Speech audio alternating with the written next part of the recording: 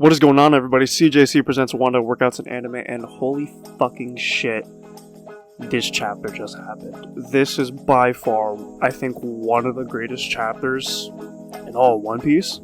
Let's just be honest here. Especially the way it ended. I'm sure we're going to get some fantastic follow-up in the following chapter, but before we get to this big-ass fucking war drop, we gotta talk about the cover story, right? It's kind of interesting. It's what we always do here. If you're new, this is where we start off with. And of course, we have Who's Who, that's who's behind it. Makes sense with what we saw from the outside of this somewhat shrine/castle a few chapters back in the cover story. Now we know it is Who's who is behind it. Honestly, I don't really think anything of it. He's gonna get his ass kicked. He has the sword here, and that's really all I can make of it. So it's not as if Kaido's around. It's just Who's who managed to have escaped Udon prison from what I'm assuming here, and of course is trying to hide from the world government, especially considering he's the one who let go of Mika fruit. But, starting off here, we have fucking Shamrock sending the fucking dogs. The fucking dogs on Loki, man. Who let the dogs out? He did. Alright. But, you know, Loki just being an instigator that he is, which I already love. Just saying, like, dude, you and Shanks look so familiar. Like, why? Like, that's just so weird for that to be the case. And, of course, we get the actual confirmation, not a cousin or anything like that, but we are getting the confirmation from Shamrock that, yes, he is the younger out of the twins, Shanks is. But it is interesting that at one point he actually did return to the Holy Land, so I wonder what the context is for that. Maybe they invited him back, because from what we understand, that Shanks was in the chest that Roger had stolen once they went to the island battling against the Rogue's pirates, right? Shanks was part of that chest, I guess was a part of the giveaway. I'm not too sure why, but at some point he did return, so I'm kind of curious to see if there's, we get a flashback or when we get that flashback, because I think that would be interesting in itself.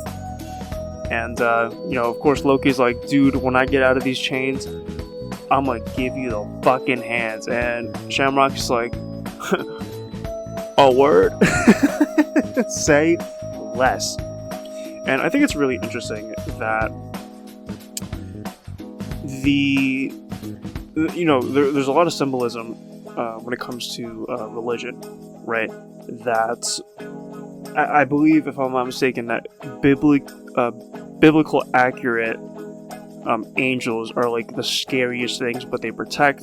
Meanwhile, like demons have like the prettiest face, and they do something else along the lines. But we have Shanks here, and I think it's interesting. Or excuse me, Shamrock. I'm getting them mixed up like the giants in this chapter did. That his sword is Cerberus, essentially the guardian of the underworld, which is interesting because they are the Holy Knights. He's the captain of the Holy Knights, and it's very symbolic that he's essentially like the last guard before they enter to quote-unquote hell. I think it's really interesting symbolism. But his ability is fucking insane. Cerberus looks crazy. I don't know if his sword ate the Cerberus fruit. I don't really know. Unless this is some sort of like summoning not mechanic. I keep thinking about Yu-Gi-Oh! Some summoning ability that Shamrock has. I have no idea, but he says it's my biting blade and sends the fucking dogs out on him, and it's insane. And Loki's like, dude, what the hell is with this creepy thing? Like, it's insane that they're supposed to be Holy Knights, but of course they're summoning something that's from hell, from the underworld. And Gunko's trying to clean up here, and then of course he sends the dogs out, and it looks like these do fucking difficult ass damage, because we see on the right hand panel of this two-page spread that look, Loki's looking white here, but the damage that's done, and this looks like a lot of blood, so I don't know if this is the fire from the hell right? The Hellhounds, right? That's what they basically are, that are burning Loki. So it's, I'm not too sure, but they are going to get someone else.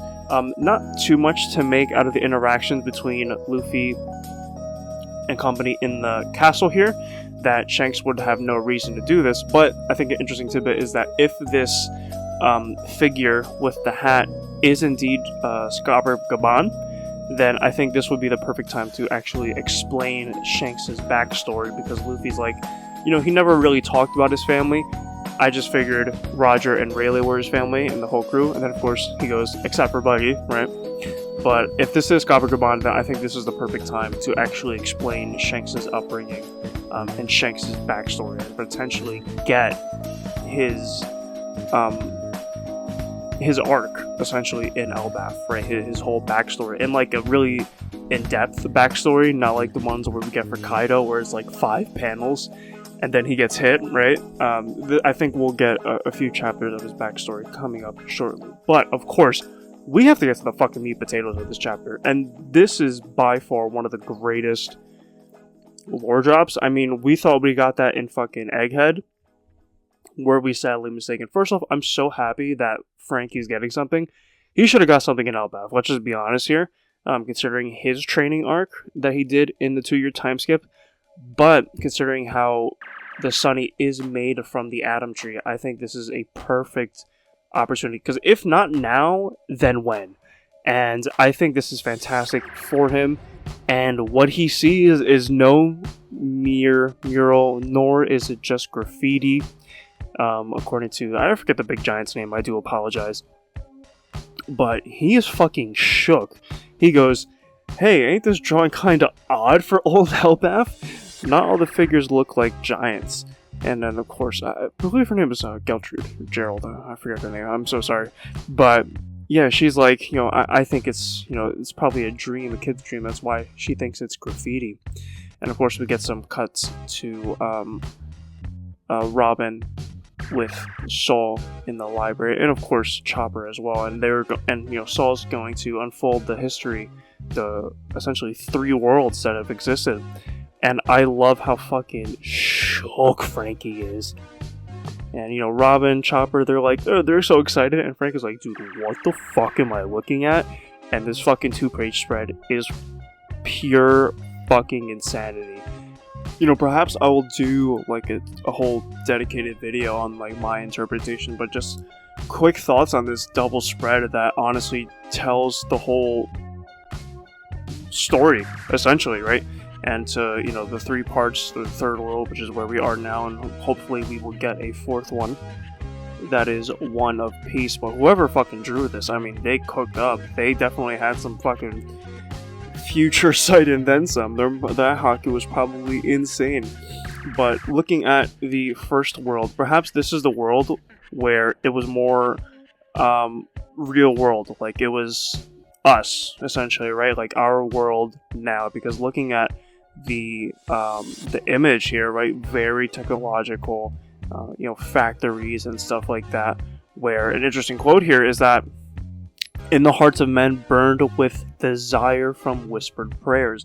We know that devil fruits originate from dreams, so transitioning that, so I guess, I don't know, someone had some sort of mystical power, whatever the case might be, right? Because I don't know if Emu, right, this crowned figure here is a part of the 1st world drawing or the 2nd world drawing, but we do see Emu here, as well, and that it was a Nika that existed in this time, but like an actual Nika, right? So then the desires of the people in the 1st world carried over to the 2nd world, where we essentially now have devil fruits, but those who consume the fruit lose the ability to swim.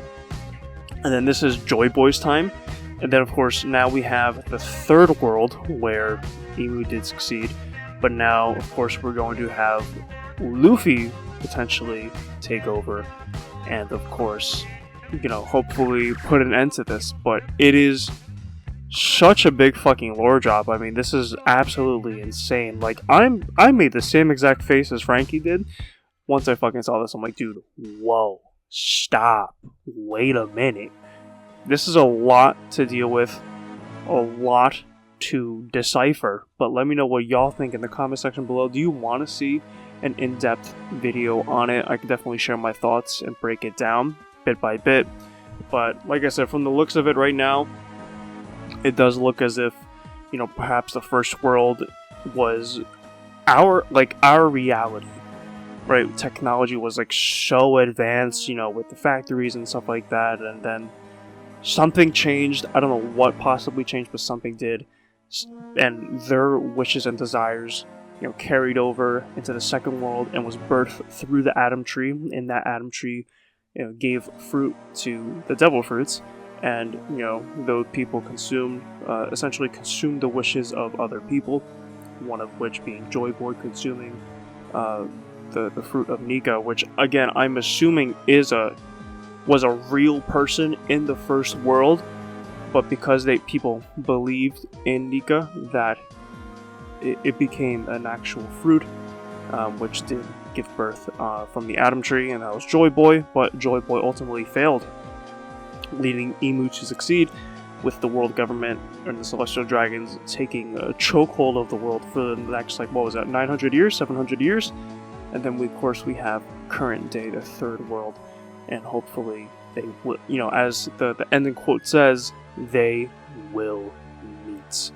So, I'm definitely very excited. I'm geeked the fuck out. Like, I'm so interested into what's next. Like, what is next? Because I don't think it says there's a break next week. That's hype as fuck, right? Very hype as fuck. So let me know what your thoughts are down in the comment section below. We got some more video content coming out in the next few days regarding some gaming news and some workout stuff. So let me know, like I said, your thoughts in the comment section below. I'll see you there, and in the next video. Peace.